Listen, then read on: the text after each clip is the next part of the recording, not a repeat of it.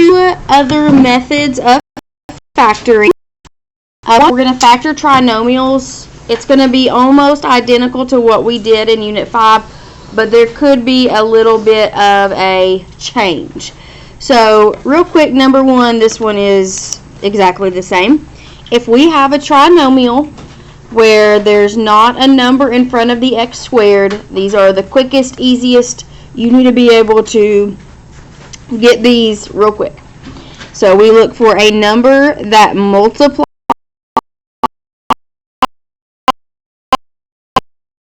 what would those two numbers be? 6 and 4. 6 times 4. So negative 4. Negative 4 and positive 6. And so x minus 4, x plus 6. If you want to double check, if you do FOIL method, you're like, okay, x times x is x squared. X times 6 is 6x. That would be negative 4x. Negative 24. That makes 2x. So, yeah, that was correct. So, when I ask you to factor it, all I'm asking for is for you to get the two sets of parentheses. Here's where it's going to start looking a little bit different. Notice the exponents. Normally, we have like an x squared and an x and a number. And our parentheses always have like an x plus or x minus something. That's the normal. That's normally how it's set up. We're going to see some that has like an x to the 4th and an x squared, and then just a plain number. So if we have an x to the 4th, an x squared, and a plain number, my parentheses, I'm going to do it exactly the same way. I'm going to look for the two numbers that multiply to be c and add to be b. The difference is that when I put them in parentheses, there's going to be an x squared there. And if you FOIL, once we do one of these, if you FOIL it back out, it works. Okay? It works if you have an x to the 6th and an x cubed and some number.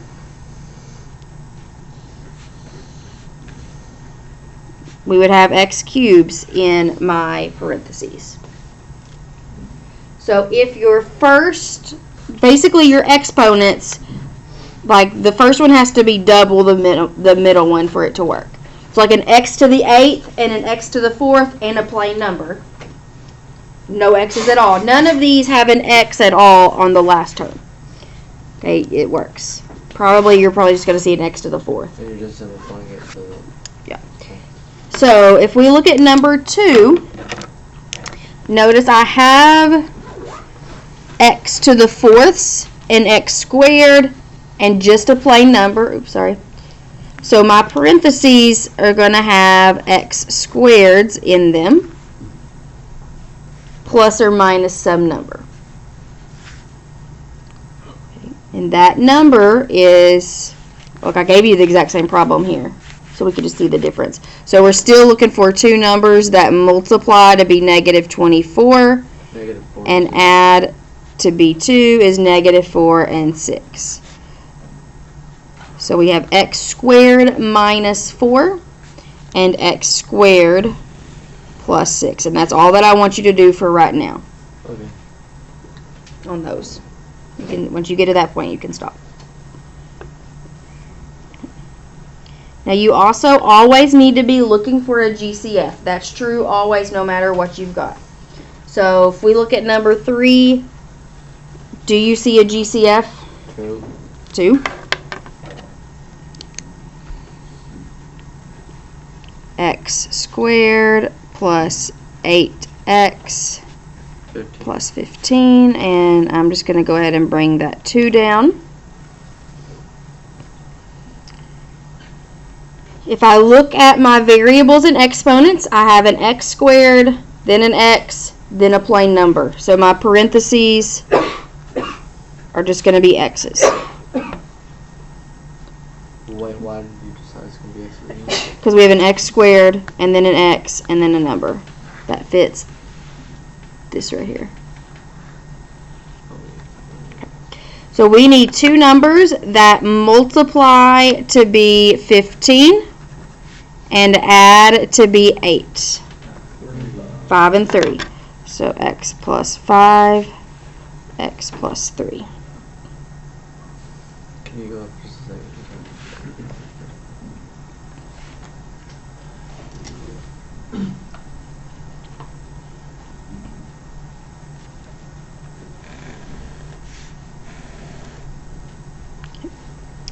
Number 4, notice it's almost the exact same problem, except I have an x to the 6th and an x cubed. So if we factor out a 2, now I can't factor out any x's because my 30 doesn't have any x's. So there's no GCF including an x. Remember, it has to be in all of the terms.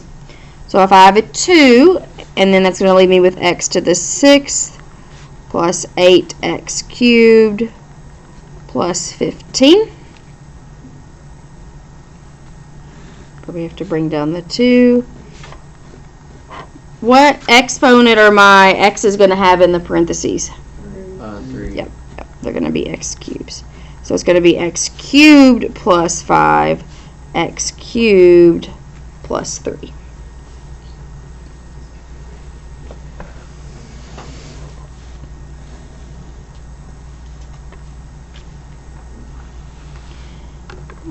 And then these last two, number 5, do I have a GCF? No, there's not. But there's a number in front of my x to the 4th, which means I'm probably going to need to do what? Box method. We need to do the box method. So, you thought that was going away. So in the box method, my first term, which is 3x to the 4th, goes at the top left, and the negative 35 goes in the bottom right.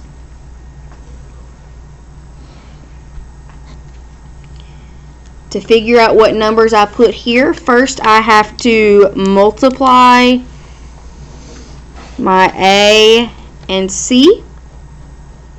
So 3 times negative 35 is what? Negative 105, good. So I need two numbers that multiply to be negative 105 and add to be negative 16. Probably I'm gonna divide by 5 first and see what happens, because negative 105 divided by 5 21. is negative 21. What do I get if I add 5 and negative 21? 16. Negative 16. Yeah. And that was just a good guess, because anything that ends in a 5, I'm going to try 5 first, probably. So I can put the negative 21, and it's not going to just get an x, it's going to get an x squared, because this follows the x to the 4th, x to the x squared. So we're going to have x squareds on there. Squared. Oops, and I always have x squared. If it's an x to the 4th and then an x squared. Alright, so once we have the box, remember we look for the GCF in each row and each column. I did not leave myself enough room to do that. So what's the GCF of this row? 3x squared. Just going to shove it right there. 5x squared and negative 35. 5. 3x to the 4th and 5x squared. X squared. Negative 21x squared and negative 35. 7. It needs to be negative because the first number is negative. So that leaves me with 3x squared plus 5x squared minus 7. Right here you could, like, if you wanted to check, okay, is 3x squared times x squared 3x to the 4th? Yes. Is 3x squared times negative 7 negative 21x squared? Yes. Is 5 times negative 7 negative 35? Yes. Yes. So that's a good way to check that part. You could also FOIL this back out and see if you get your original problem to check. Oh. All right. So number 6, is there a GCF? GCF? Nope. But I do have a number in front, which tells me box method is going to be required. Okay. Notice I have an x to the 8th and an x to the 4th. So when I fill in these two corner boxes, I'm going to use an x to the 4th. Yeah. Yep. All right. Multiply c times a or whatever. Hold on. So in my box, I need something that multiplies a negative 2. so I've got my 2x to the 8th up there and my negative 1 in the bottom. I need two numbers that multiply to be negative 2 and add to be 1. 2 and negative 1. 2 and negative 1. So I'm going to put a 2x to the 4th and a negative 1x to the 4th. Yep. Yep. And then find what they have in common. Find each row, each column, what the GCF is. So what do 2x to the 8th and 2x to the 4th have in common? 2x to the 4th. 2x to the 4th. Negative 1x to the 4th and negative 1? 1x. Oh, just negative 1. Just negative 1. They don't both have an x. It does need to be negative because the one in the front is negative. What about 2x to the 8th and negative 1x to the 4th? X to the 4th. Yep. 2x to the 4th and negative 1? X 1. to- Just 1. Yeah. So like double check here. Is negative 1 times 1 negative 1? Yep. Is 2x to the 4th times 1 2x to the 4th? Yep. Yeah, it is. So we're probably right. And I just plug it in. x4 plus 1. 2x to the 4th minus 1. Okay.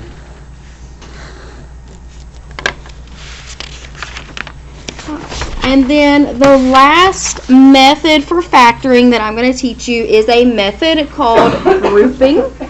And grouping you do when you have 4 terms. Okay. Honestly, it's probably way easier than what we just did. I hope that's true. And I may actually start teaching factoring with like we did box method with grouping instead. I don't know. We'll see. I've never taught it that way before. Alright, so with grouping, here's your steps. You're going to group the first 2 terms and the last 2 terms together.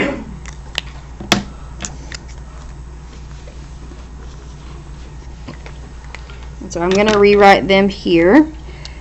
X cubed plus x squared is one of them, and negative 4x minus 4.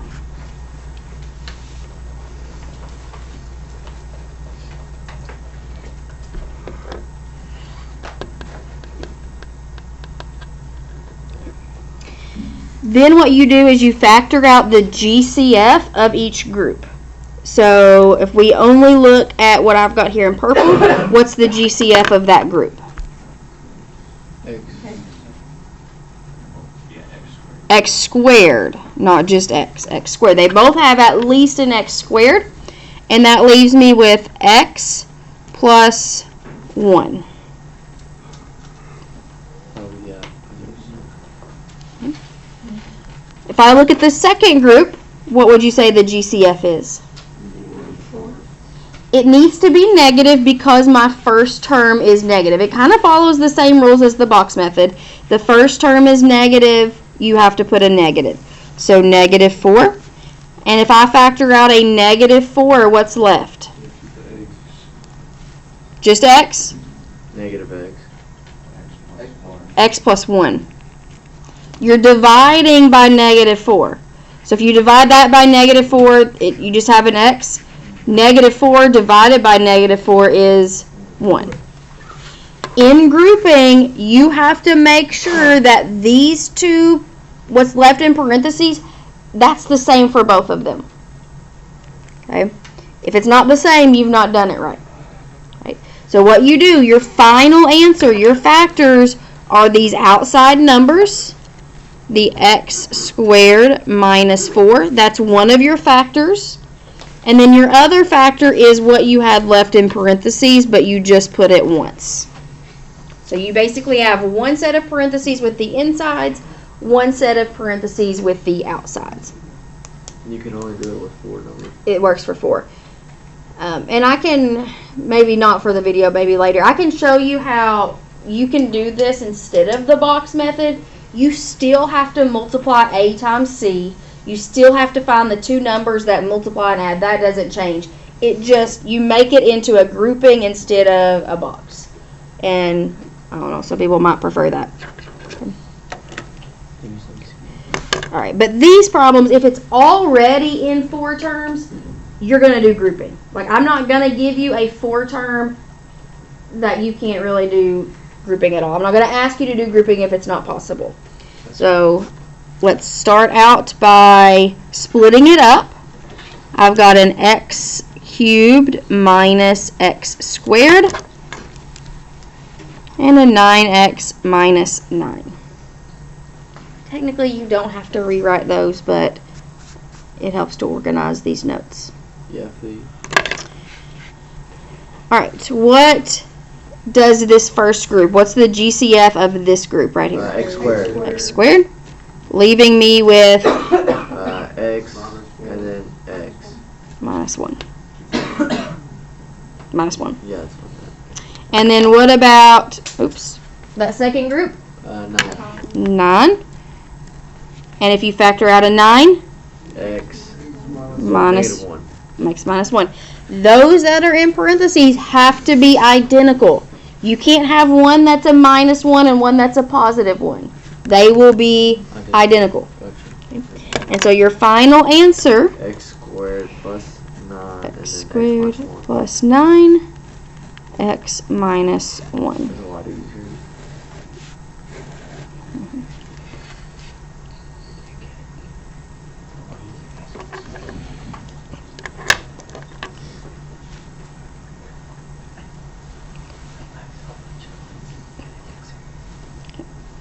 Number 8. Now, here's another thing that I forgot to tell you. You should still be looking for a GCF first.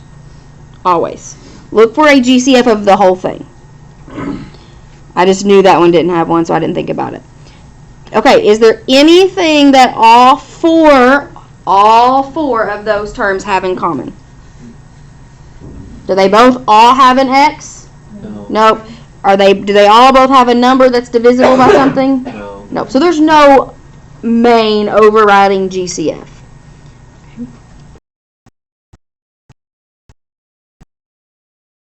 Split it up. It's 5x squared and then negative x minus 5. Alright, what's the GCF of the first group? X squared. X squared. Leaving you with? X and then 5. Plus 5. Yep. The other one. What's the GCF of the second group? Negative 1. Leaving you with? I don't know. X plus 5. You know it needs to be x plus 5, right? They need to match. If you take negative 5 and you divide by negative 1, you're left with positive 5.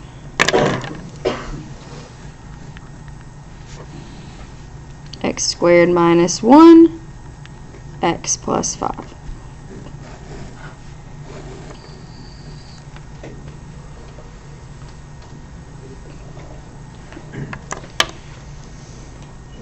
Alright, I want you to try numbers 9 and 10.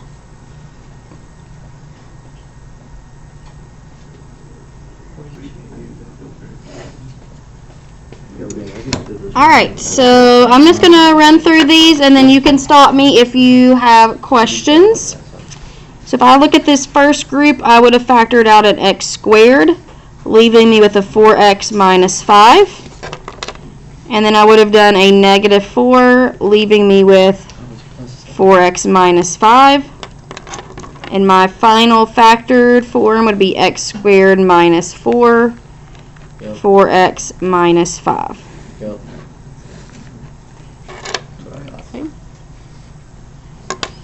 And then this one, 2x to the 4th factored out, leaving me with x minus 9. Yep. And then over here, a 7, x minus 9,